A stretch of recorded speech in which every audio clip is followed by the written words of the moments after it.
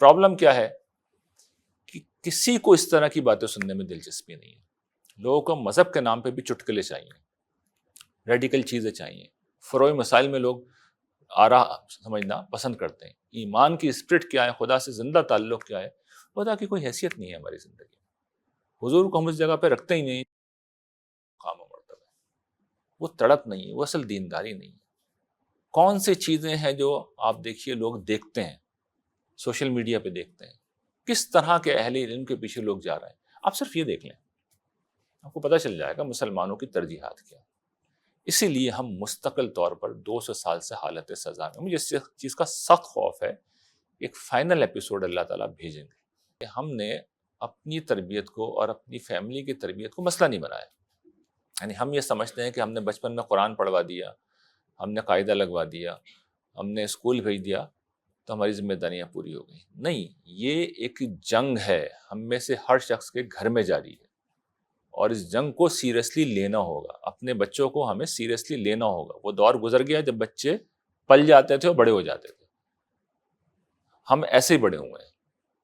گرچہ ہم میں سے بہت سے لوگ ایسے ہیں, خوش نصیب ہوں گے جن کے والدین نے ان کو اچھی چیزوں کی تربیت دی, لیکن پھر بھی ماحول کے انفلوئنسز اتنے زیادہ نہیں تھے. یہ بات آپ کی صحیح ہے. تو اب اتنے زیادہ اگر انفلوئنسز ہیں ہمارے بچوں کا ایکسپوجر, تو آپ سمجھیے کہ وہ بچہ سوشل میڈیا کی شکل میں, نیٹ کی شکل میں پوری دنیا کے سامنے ایکسپوز ہوا ہوا ہے. پھر وہ جس اسکول میں, کالج میں جاتا ہے, وہاں پر ہزارہ بچہ آتا ہے, اور وہ ڈفرینٹ خاندانوں سے ہیں جو ہو سکتا ہے بالکل اسی رخ پہ جا چکے ہوں. ریحان بھائی، آپ نے ابھی آخر میں کہا کہ اس وقت ہم دیکھ لیں کون سے مسلمان ہیں جن کا 5 ایمانیات کے بعد آ کے ختم ہو جاتا ہے، یعنی کہ دین میں اضافے کر کے ان کو دین بنایا ہوا ہے. ایک بڑا گروہ تو مسلمانوں کا یہ ہے، اور دوسرا بڑا گروہ جو ہے وہ صرف رسمی طور پر مسلمان ہے، باقی کوئی اور چیزیں وہ نہیں ہے. تو دونوں کے اوپر یہ چیز اطلاق ہوگا، دونوں میں کیا فرق ہے، یا کس کو ایڈریس کرنا زیادہ لازمی ہے؟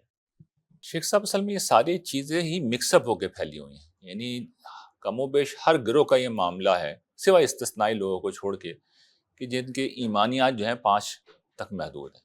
باقی تو سب کے 5 سے زیادہ ایمانیات. یہ خود ایک سنگین جرم ہے, بہت بڑا جرم ہے. اس لیے کہ پھر جو ایمان میں اضافے ہوتے ہیں نا, تو وہی توجہات کا مرکز بن جاتے ہیں. یعنی پھر خدا کی ہستی مرکز و محور نہیں رہتی. پھر آخرت میں خدا کے حضور پیشی اور وہاں پر کامیابی یہ زندگی کا اصل مقصد نہیں رہتا.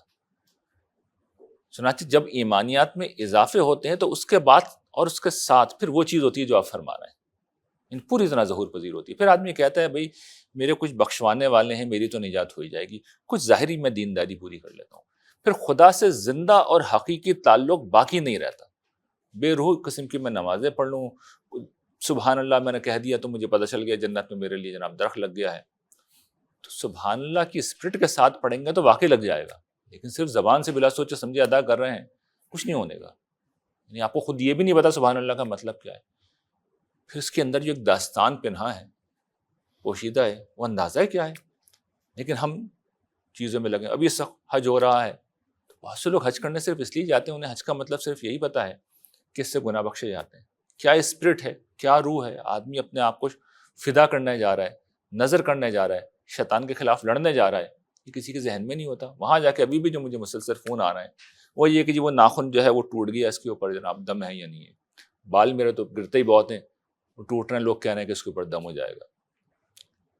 کبھی حج والوں کی تربیت تو دیکھیں آپ کیا کرتے ہیں. ہم لوگ ہر وقت آدمی یہ دیکھتا رہتا ہے کہ ایسا میں نے حرم میں ہاتھ لگایا, وہاں پہ خوشبو تھی آ رہی ہے تو دم واجب ہو گیا. سارا دھیان اسی میں رہتا ہے کہ دم ادھر واجب ہوا تو ادھر واجب ہوا. وہ لوگ مستقل طور پہ وہاں خواتین اللہ تعالیٰ امتحان برپا کرتے ہیں, فلا رفث ولا فسوق ولا جدال.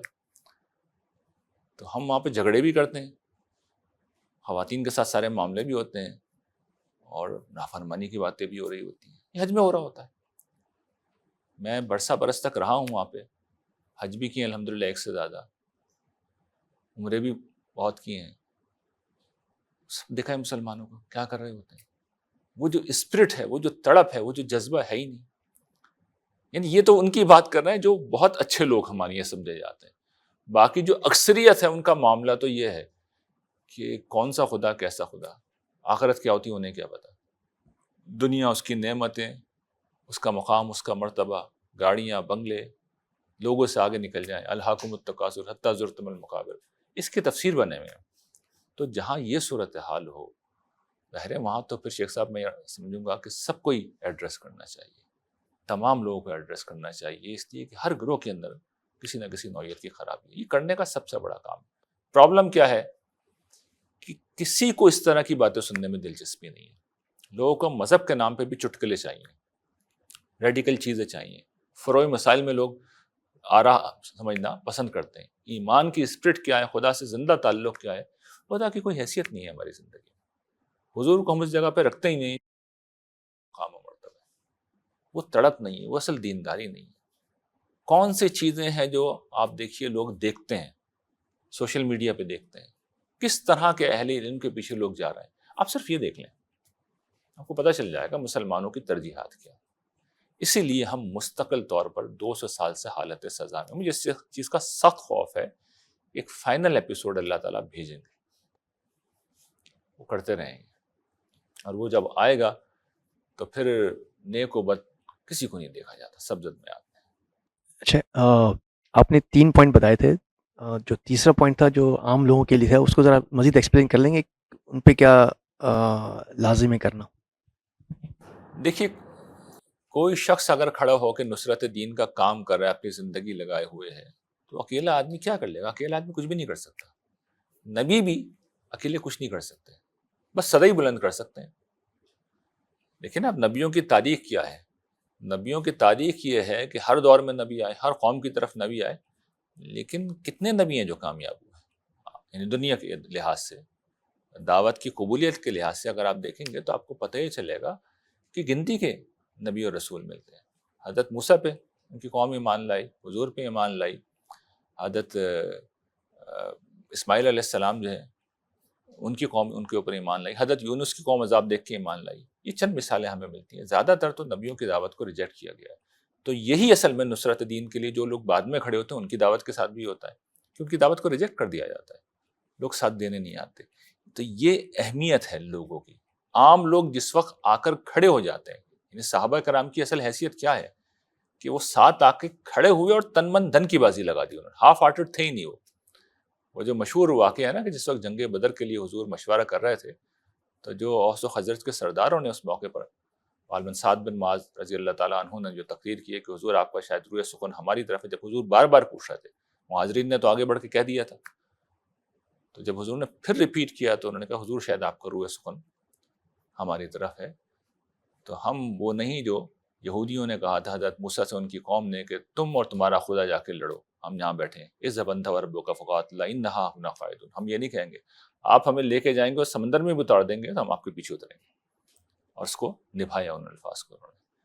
تو یہ اسپرٹ ہے، یہ جذبہ ہے جس وقت لوگوں کے اندر پیدا ہو جاتا ہے، مجھے اجازت دیجیے کہ یہ جنون جس وقت پیدا ہو جاتا ہے کہ میں نے ایک سچائی کو پا لیا ہے اور مجھے پوری قوت سے اسے لوگوں تک پہنچانا ہے، تو اس کے دو فائدے ہوتے ہیں۔ ایک تو یہ کہ دوسروں تک پہنچے نہ پہنچے آپ خود بالکل ہمیشہ ٹھیک ٹریک پہ رہتے ہیں، اس لیے کہ آپ کو پتہ ہوتا ہے کہ بھئی میں اگر ایک کام کا حصہ ہوں، میں صراط مستقیم کی دعوت دینے والے گروہ کا حصہ ہوں، تو مجھے خود تو رہنا پڑے گا نا۔ پھر آپ اپنی فیملی کو بھی ٹھیک جگہ رکھتے ہیں، یعنی آپ اگر محبت کرتے ہیں، اور یقیناً ہر شخص اپنے بیوی بچوں سے محبت کرتا ہے، تو ہم اپنے اولاد کا بخار تو برداشت کر نہیں سکتے، تکلیف آتی ہے اولاد پہ تو ہم تڑپ اٹھتے ہیں نا، راتوں کی نیندیں ہماری خراب ہو جاتی ہیں، تو جہنم میں انہیں جاتا ہوا دیکھ سکیں گے ہم، نیچرلی آدمی ان کی بچانے کے لیے جائے گا، سر توڑ کوشش کرے گا۔ اور پھر یہ کہ جب آدمی اس جذبے کے ساتھ آتا ہے تو پھر دعوت مؤثر ہوتی چلی جاتی ہے۔ اصل میں ساتھ دینے والے ہی ڈیسائسو ہوتے ہیں، ساتھ دینے والے نہیں ہوں تو نبی ناکام ہو جاتے ہیں، یہ بات یاد رکھیے گا، ساتھ دینے والے نہ ہوں تو نبی جو ہے وہ اپنی دعوت کو پھیلانے میں کامیاب نہیں رہتے، بس وہ ان تک محدود رہتی ہے۔ یہ اس گروہ کی اہمیت ہے۔ میرا جو سوال ہے وہ، ہم کسی نہ کسی لیول میں تو مسلمان ہیں، کوئی نہ کوئی تعلق ہے ہمارا اللہ سے، جو اگلی نسل ہے وہ تو مقصد شاید اللہ سے اس کا تعلق ہی ختم ہو چکا ہے، وہ تو الہات کو جو ہے وہ شاید اپنا رہی ہے، تو ہمارا جو دعوت کا کام ہے وہ اس حوالے سے کس طرح ایڈریس کر رہا ہے؟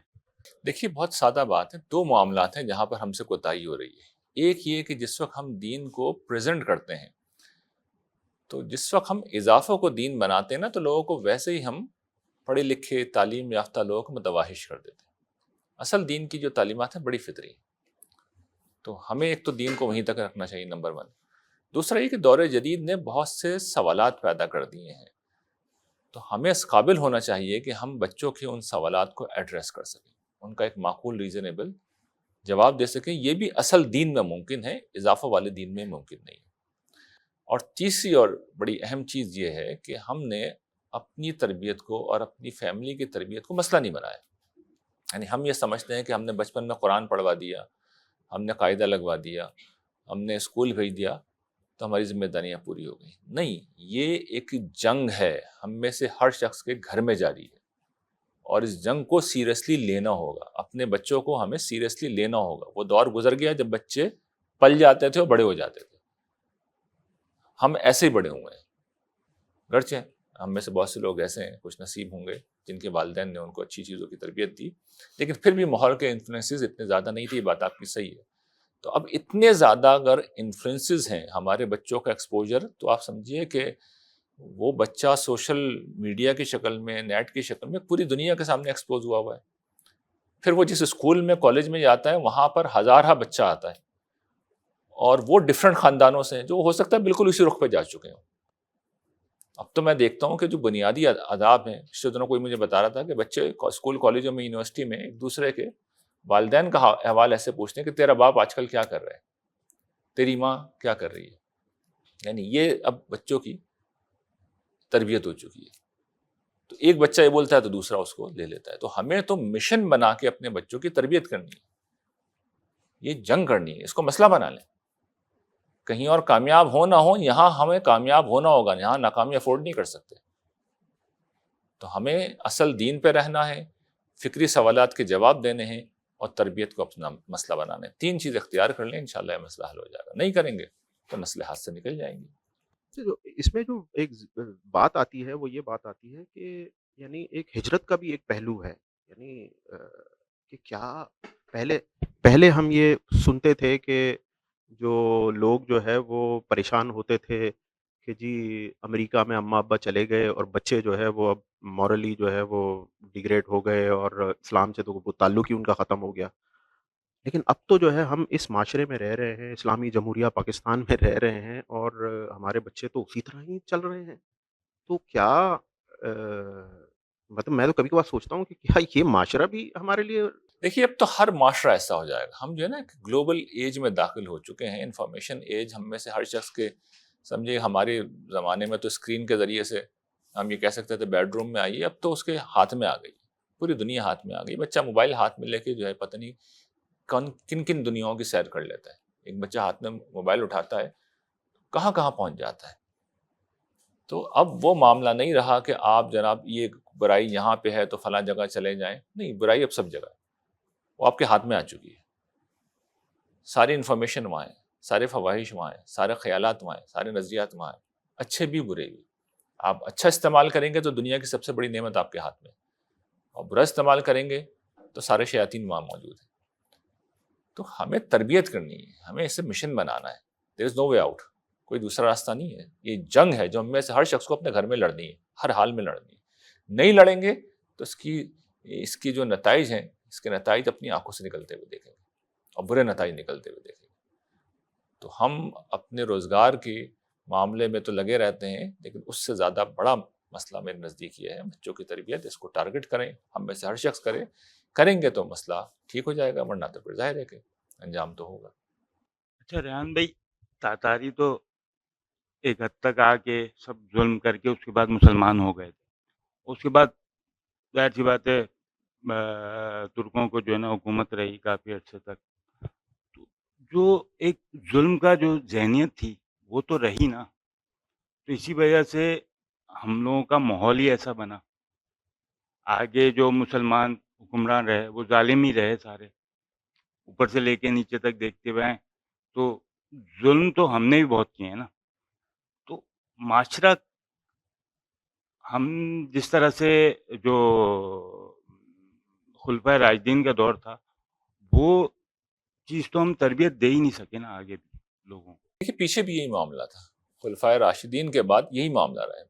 بنو امیہ کے دور میں کیا ہوتا تھا اگر میں آپ کو بتاؤں تو آپ پریشان ہو جائیں گے. دیکھیے بادشاہ ہر جگہ ایک جیسے ہوتے ہیں. بادشاہ جو ہوتے ہیں وہ پسند ہی نہیں کرتے کہ کوئی ان کو چیلنج کرے، تو اپنے بھائیوں کو مار دیتے ہیں لوگ. جو بغاوت ہوتی ہے اس کو کچل ڈالتے ہیں، کوئی ایکسیپشن نہیں ہے. تو مسئلہ یہ نہیں ہے کہ کچھ لوگ جو ہیں وہ مسئلہ پیدا کر رہے ہیں. جس وقت بگاڑ ہمگیر ہو جاتا ہے اور کوئی اس کو چیلنج کرنے والا بھی نہ رہے، بگاڑ سے مسئلہ نہیں ہوتا.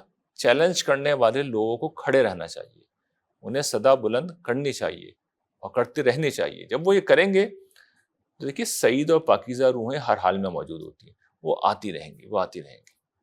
خیر زندہ رہے گا، خیر و شر کی کشمکش باقی رہے گی.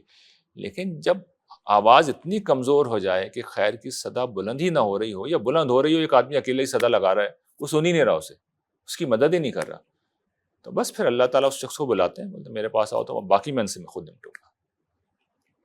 اس کے بعد پھر بہت برا ہوتا ہے. تو پرابلم یہ نہیں ہے کہ بادشاہوں نے کچھ بگاڑ پیدا کیا یا کسی خاص طبقے نے بگاڑ پیدا کیا. کچھ لوگ تو دیکھیے ہمیشہ ہی کرتے ہیں، بلکہ بہت سے لوگ بھی ہمیشہ ہی کرتے ہیں. یہ دنیا ایسی رہی ہے. پرابلم کیا ہے؟ حق کی صدا بلند ہو رہی ہے یا نہیں بلند ہو رہی، اور دینے کے لیے لوگ موجود ہیں یا نہیں موجود ہیں. اگر ساتھ نہیں دے رہے لوگ تو سمجھیے کہ بس پھر شامت آ جائے گی. بس پھر تیار ہیں، یعنی انتظار کرنا چاہیے. لیکن بہرحال اصل چیز یہ کہ میں تو کبھی مایوس نہیں ہوتا، امید رکھتا ہوں اللہ سے. کیونکہ دیکھیے دوسری جو آپشن ہے نا وہ کوئی آپشن ہی نہیں ہے. جس طرح جہنم کوئی آپشن نہیں ہے. آپ دیکھیے ویسے تو دو آپشن ہیں، جنت جہنم، لیکن باعتبار نتیجہ یا باعتبار تحمل جہنم کا کوئی تحمل کر ہی نہیں سکتا، تو جہنم پریکٹیکلی کوئی آپشن نہیں ہے. اسی طریقے سے خدا کا عذاب اس دنیا میں آ جائے تو وہ بھی کوئی آپشن نہیں ہے. ہم اسے کسی صورت میں لینا ہی نہیں جائیں گے، تو تن من دھن کی بازی لگا دینی. یہ جو چند لوگ ہوتے ہیں نا، یہ بھی اللہ کے نزدیک بڑے قیمتی ہوتے ہیں. میں بار بار توجہ دلا رہا ہوں، اور میں نے پچھلے کئی برسوں سے یہ صدا بلند کی ہے، اور آپ اس کے نتائج الحمدللہ اب دیکھیں ہیں. میں مسلسل یہ کہہ رہا تھا جب لوگ کہہ رہے تھے پاکستان ختم ہو گیا، یہ ہو گیا، میں کہہ رہا تھا، مسلسل کہہ رہا تھا چند لوگ دے دیں. آپ چند لوگ بھی دے دیں گے تو اللہ تعالیٰ کچھ نہیں تو مہلت ضرور دیں گے، مہلت ضرور دیں گے، لازماً دیں گے. ایک شخص بھی ان کے نزدیک اتنا قیمتی ہوتا ہے. مجھے یاد ہے ایک واقعہ سنایا، حضرت ابراہیم کا واقعہ سنایا جب فرشتے ان کے پاس گئے، پورا ڈائلاگ سنایا اور بتایا کہ 10 لوگ بھی دے دیجیے. حضرت لوط کی قوم پہ جب عذاب دینے آتے ہیں نا تو آرگومنٹ شروع ہوتی ہے، پروردگار 50 لوگ تو ہوں گے نا، چھوڑ دیجیے قوم کو. نہیں ہے ابراہیم، نہیں ہے. 40 لوگ تو ہوں گے، 35 تو ہوں گے، 30 تو ہوں گے، نہیں ہے اتنے لوگ بھی. آخر میں وہ گنتی آ کے جہاں ختم ہوتی ہے 10 پہ ختم ہوتی ہے. 10 لوگ تو ہوں گے نا، نہیں ہے ابراہیم، چھوڑ دو، فیصلہ ہو چکا. اس کا مطلب ہے 10 لوگوں پہ بھی چھوڑ دیتے ہیں اللہ تعالیٰ، مہلت دے دیتے ہیں. تو 10 لوگ بھی نہیں دے سکتے ہیں اللہ تعالیٰ. مہلت ضرور مل جاتی ہے. مہلت بڑی قیمتی چیز ہوتی ہے. اس کا مطلب یہ ہے کہ کام کیا جا سکتا ہے. اس کا مطلب یہ ہے کہ ابھی عذاب نہیں آیا اور نیکوکار بچ جائیں گے. جب اتنے لوگ بھی نہیں رہیں گے تو سب کو صاف کر دیتے ہیں اللہ تعالیٰ. میں جو فیک مرتب ہوئی نا، اس دور میں جو فیک وغیرہ مرتب ہوئی نا مختلف اس میں، تو وہ بھی ایک پریشرائز بے تھا. صحیح ہے. اب آپ یہاں پہ لوگوں کو کوئی بھی چیز سمجھانے بیٹھو یا بات کرنے بیٹھو، کوئی بات ہی نہیں کرنا چاہتا. وہ کہتا ہے کہ بھائی جو پہلے سے چلا آ رہا ہے وہ صحیح ہے، تم غلط. دیکھیے یہ بات آپ کی صحیح ہے، ہمیں مایوس نہیں ہونا چاہیے. ہوتا یہ ہے کہ جن تختیوں پہ لکھ دیا گیا ہے نا، ہم ان کو ری رائٹ کرنے کی کوشش کرتے رہتے ہیں. پہلے ہم کوشش کرتے ہیں ان کو مٹائیں، پھر ان پہ نئی تحریر لکھیں. بہت مشکل کام ہوتا ہے. دنیا میں سینکڑوں تختیاں ایسی ہیں جن پہ کچھ نہیں لکھا گیا، ان پہ توجہ کیجیے، بہت ہیں، وہاں محنت کر لیجیے. جہاں آپ کو لگے رہنا ہے وہ آپ کی امیڈیٹ فیملی ہے. وہاں آپ افورڈ نہیں کر سکتے کہ نہیں ان پہ لکھ دیا گیا میں چھوڑ دوں گا اپنے بچوں کو، بیوی کو. نہیں، وہاں تو آپ کو لگے رہنا ہے. البتہ بیگم بدلنے کا پروگرام ہے تو اس کو اس کے حال پہ چھوڑ دیں، آخرت میں اللہ تعالیٰ بدل دیں گے. لیکن بچوں کو تو کوئی نہیں چھوڑتا نا. وہاں پہ یہ آپشن ہے ہی نہیں. باقی جگہوں پہ کوئی شخص نہیں سنتا، نہ سنے. ہمارا کام پہنچانا ہے. یہ تو حضور کو بھی کہا گیا تھا کہ آپ جو ہے داروغہ بنا کے نہیں بھیجے گا. اس زمانے میں جب تاتاری آئے تھے تو کیا اس وقت یہ پوزیشن تھی کہ کوئی بھی نیک بندہ نہیں بچا تھا، اس وجہ سے یہ عذاب آیا؟ نہیں، نیک بندے تو رہے تھے. یہ تو ابھی میں نے آیتیں بھی پڑھی ہیں نا کہ نیک لوگ ہوتے ہیں ان پہ بھی عذاب آ جاتا ہے. مسئلہ نیک لوگوں کا نہیں ہے. اپنی ذاتی زندگی میں تو بہت سے صلح ہوں گے، نیک لوگ ہوں گے، لیکن بات یہ ہے کہ اصل دین کی طرف بلانے والے لوگ، ان کا ساتھ دینے والے لوگ، جب وہ ختم ہو جاتے ہیں، امر بالمعروف نہیں عن المنکر ختم ہو جاتی ہے، نیکی کی طرف بلانا، برائی کی طرف روکنے کا عمل ختم ہو جاتا ہے. اصل دین کو نصرت دین کے ذریعے سے نہیں اس کو عام کیا جاتا، صراط مستقیم کو واضح نہیں کیا جاتا، لوگ اپنی زندگی میں مگن ہو جاتے ہیں، وہاں سے پرابلم ہو جاتا ہے. دیکھیے نیکوکار کبھی ختم نہیں ہو سکتے اس دنیا میں، بدترین حالات میں بھی کچھ نہ کچھ نیک لوگ رہتے ہیں. یہ ساری بحث جو میں نے کی ہے، یہ نہیں کہا کہ نیک لوگ ختم ہو گئے، نیکی کا درس دینے والے لوگ ہیں وہ بھی باقی رہتے ہیں، ان کا ساتھ دینے والے لوگ نہیں رہتے.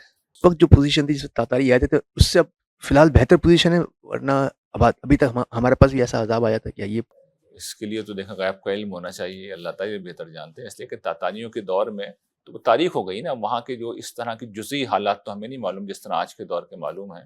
اس لیے تقابل تو نہیں کر سکتے، البتہ اپنی قوم کے متعلق ہم یہ کہہ سکتے ہیں کہ یہاں الحمدللہ ابھی خیر باقی ہے. یہاں لوگ کم ہی صحیح لیکن بات سنتے ہیں، بات قبول کرتے ہیں.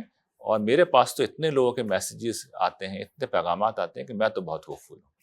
اچھا، یہ 10 لوگ جو آپ نے کہی، 10 لوگ کس میں، ایک کمیونٹی میں یا پوری دنیا میں یا ایک شہر میں؟ 10 لوگ میں اپنی قوم سے کیا مراد؟ مسلمان میں ہی؟ یہ قوم پاکستانی قوم، پاکستان یہ تو میں مسلسل پاکستانیوں سے بات کر رہا تھا نا. اور اللہ نے کرم کیا، دیکھیے اس 2022 میں یہ سارے مسائل کھڑے ہوئے تھے، 21-22 میں، تب سے میں یہ بات کہہ رہا تھا کہ نہیں، اللہ تعالیٰ سے آپ رجوع کریں، اللہ تعالیٰ معاملات کو بہتر کریں گے. لے آئے وہ یہاں تک چیزوں.